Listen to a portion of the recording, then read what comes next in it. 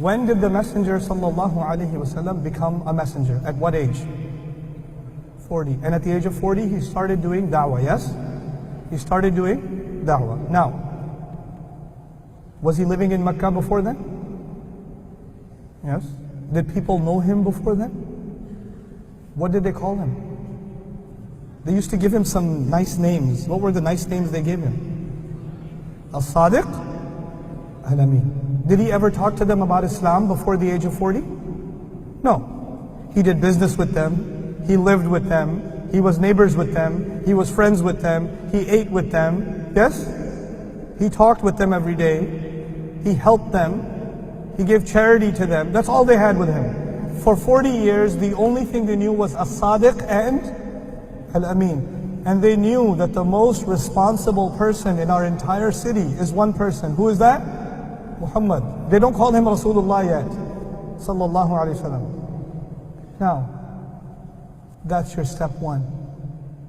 Your step one as an ummah, my step one as an ummah, is we have to show the character of Rasulullah Sallallahu Alaihi Wasallam, As-Sadiq and Al-Amin, to the entire world. So when they think of Muslims, they think of someone honest. When they think of Muslims, they think of someone they can trust. Right now, it is so bad, we can't even trust each other. We can't even trust each other. We lie and we cheat. We lie and we cheat in business. We lie and we cheat in our families. We lie and we cheat in inheritance. We lie and we cheat in our jobs. We lie and we cheat in our tax forms. We lie and we cheat every chance we get. We lie and we cheat. The guy who's in the store selling cloth, you know, the ladies, they go to buy clothes. Baji, ye bahut mehenga hai, ye bada mushkil se mila hai. I have to give it to you. I have to sell it to you for 100 because I bought it for 99. I will only make one. The guy bought it for 10, but he has to make a whole story so he can get her to buy it for 99. Okay, you just take it for 99, it's okay. And he makes this whole story. You can't even sell something without lying. How are we going to earn Sadiq and Amin for the entire world? We don't even think each other are Sadiq and Amin. We don't think each other are Sadiq and Amin. You know, when you go in the Muslim world somewhere, not here, anywhere in the Muslim world, and you get in a taxi, if they can tell I'm American, 3 times the price. Why? Is that amana? Is that amana? You go to a mechanic, Muslim mechanic, mashallah, Muslim mechanic. I need an oil change. He opens your car, takes out the transmission. You need a new transmission too. I don't know cars. He knows cars. We're cheating people. We're lying to people.